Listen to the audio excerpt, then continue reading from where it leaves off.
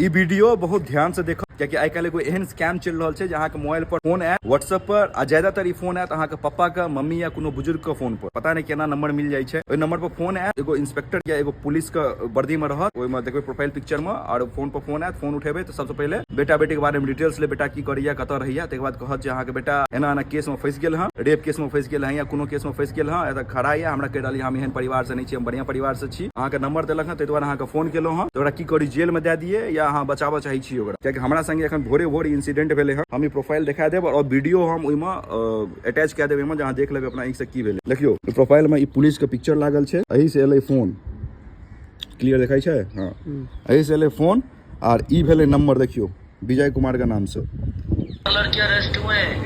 लड़की का केस है, रेप केस, जिसमें एक लड़के ने आपका नंबर डायल कर दिया है। बेटे का नाम बताइए, नाम क्या है बेटे का? राहुल।